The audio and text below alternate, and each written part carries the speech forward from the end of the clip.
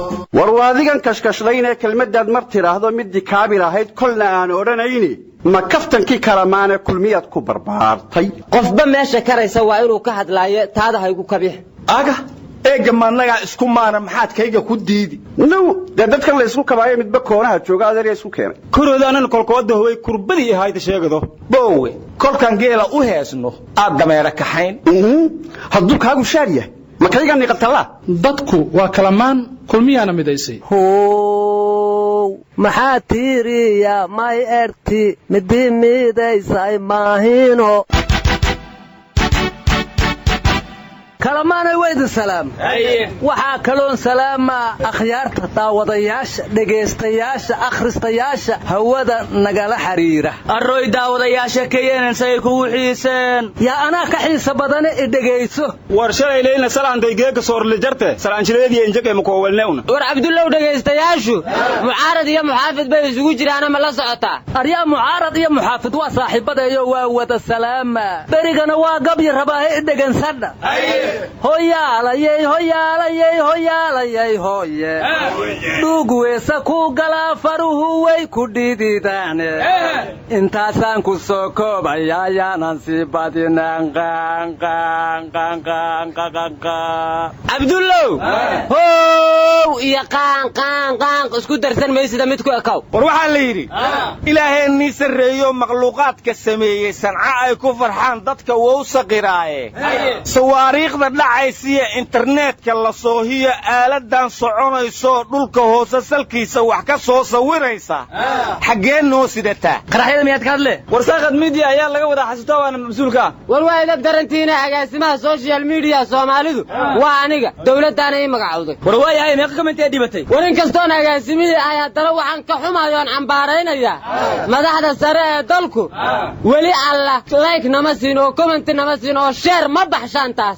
marka madax like laga waayo wax kale noo qabanaysa wariya war ka hor war ka dambe beeni dawladda indibiti xilkum bilaashan lahayti ariya shaar ma bixisaaad u leedahay dawladdu mushaaray bad siisaa shaqaalaheere wariya shaqaalaha Facebook mushaarka waa ka soo daahay warnimada waxa igu yaabadnaa mid kamid ah Soomaaliya isticmaashay Twitterka ayaa qaybta faafahinta wuxuu ku qortay inuu ka badbaaday 5 qarax oo waaweyn oo Muqdisho ka dhacay dadkan agaasimaha u ahay buu kamid yahay war ma haysaane dawladda Mareykanku waxay dawladda Turkiga raali gelin ka siisay like ay u saareen ninkii mucaaradka ahaa Fadxullaahi Gulaan la lahaa safiirka Mareykanka Turkiga u fadhiya ayaana raali gelin buuxdo oo dawliga bixiyay war dawladda Imaaraadku like ay u saareen Kenya ma inaga raali geliyaan war yaasan baasaboor jota tariiqdana leeg maasin kama ogon war kuwaas aad ka dacwoonaysaan aniga ma quseeyaan agaasimana kamid social media dibadda war waxaan idin iri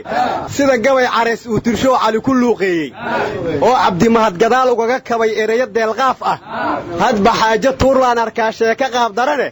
miya gabaygu waa dheeriyo idinku soo gaabshay hooyaalayay la isma waalwaalo kuma dhamaysidoo he war ma haysaane bishii Oktoobar aan ku jirnaa Allahumma najina 14 Oktoobar wixii soo baka dhacana waa ogeydeen ilaahay inuu musacilish magaalada xam baa ku jirta dambigeeda alla ima qoro xantaasi waa xan freesha waxay leedahay aroos wadareed ayay dawladdu samaynaysaa 14 Oktoobar wiilal iyo gabdho badanna iska bulada inay ka baxaan la rajaynayaa marka dadkii sooba ku dhamaaday tolow ma dhali doonaan waa su'aal yaa dhimasho wadareed murugahan ogeyne aroos wadareed farxad wadareed aha warnina markuu xantaas magaalada wareegaysa u maqlay mas'uul dawladda ka tirsan oo Faraan Qaraal u dirsaday wuxuu yiri aroos wadareedkaas in lagu daraan rabaa habeenka markuu guriga tagay afariintii xaaskiisa aragtay markuu yiri waa qaldamay raali ka ahaw waxay tiri dawladdan waxaan Facebook aan wax looga sheegay hadda Facebook soo qor warnimada horta waa ogtiin oo Soomaaliya intaan qaraxa ahayn 4.5 baa lagu qaybsadaa marka aroos wadareedka dawladdu qabanayso tolo 4.5 ma ku qaybin doontaa mise taageerayaasheeday ku koobi doontaa adeer qaraxa soobe dad baa Soomaaliland uga dhintay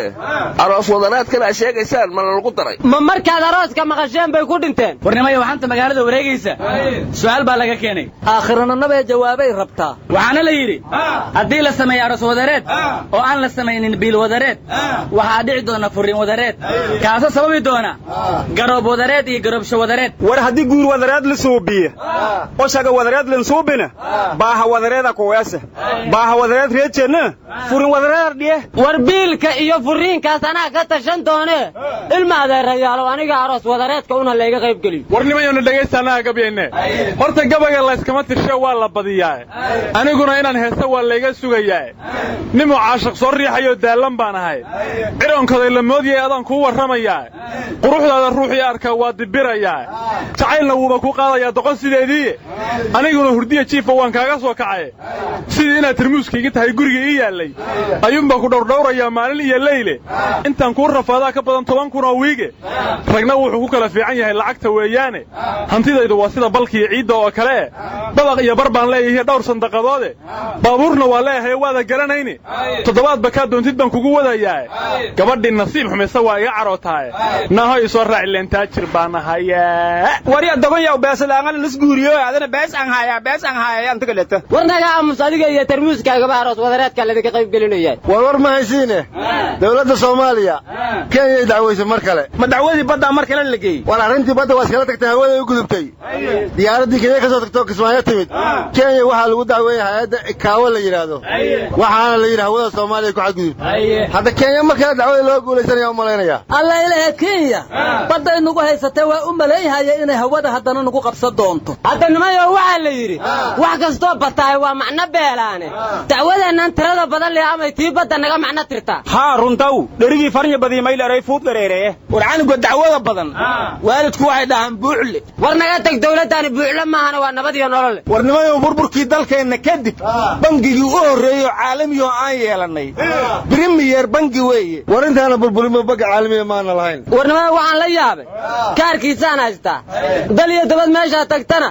sanduuq maalad la iska yaalabaad gashanaysa markaas lacag ka soo boodaysa meel allaale iyo meel ay ka timid iyo meel ka soo sharqamaysidna ma taqaanid marka ma annaga iskala bahalka waaba yaabay oo inaan yeelan karno u maleeymeen war hatta LC buu bixiyaa ganacsatada meel kasto ay joogtaa maraakiib iska soo raranayso war lacagta aroos wadareedka miyaa premier banki markab ku soo raray war xildhibaan Xasan Macallin wuxuu yiri dawladdu siyaasadii iyo ganacsiga Soomaalida isku qaladay waxayna laysanka ka joojisay shirkadda Juba Airways marka diyaaradda Kenya lagu dacweynayo shirkad Soomaaliyeed laysanka looga joojinayo say isku waafaqaysaa wariyada been badaniya Sheikh Xasan Macallin ama fatwoodi wariyaha shirkadda markii hore magaceeda lagu qaraabtay wariyaha Juba Airways xildhibaan Saciid Nuur Gariisha madaxka waana nabad iyo nolol yaa jooji kara ayada lafteeda marmar isku qalloocisa ma taqaanid miya warnamiya war ma haytana koonfur galbeed gudoomiyay Djibouti oo ay gudoomiyay maday mursalahay ka kalsoon ay noo seedeen ogaateen oo yaa u turjumay war dangaan turjintay warka oo dhagan soyniyow baarlamaankii koonfur galbeed oo furitaan ee ka qayb galaan la lahaay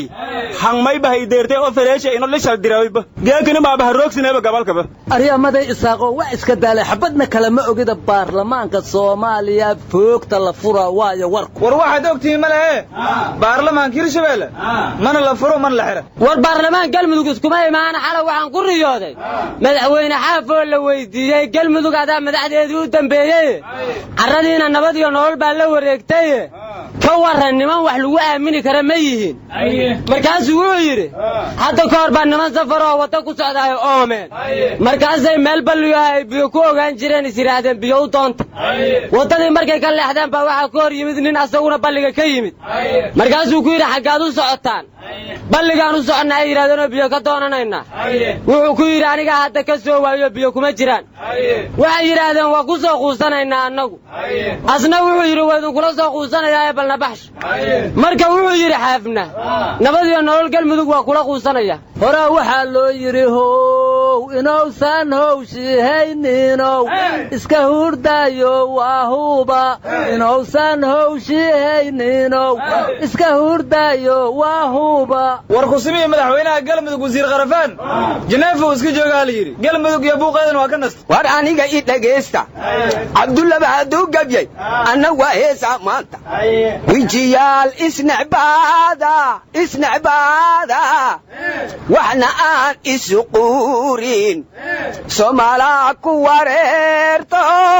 madaxweyne jeclaaday war madaxweynayaashii Jubbaland caleema saarkoodii dib baa loo dhigay maruna war waliga ma arkan caleema saar madaxweynayaal isgadgaaday war caleema saar wadareedkaas nin damboya tu guur waradeeda hooliska jarnaa war maanta taxsiil cusub baa ka dhacday Djibouti war Soomaaliya kuma naan baa ku dhimatay meedna waa isku daraja waa maxay culays war in madaxweyne walaalkiis ku dhintay naga dhigayso kuwa ununka naga dhinta ma magacyo yar yaraayeen war dadku kala madaxweyne la maqla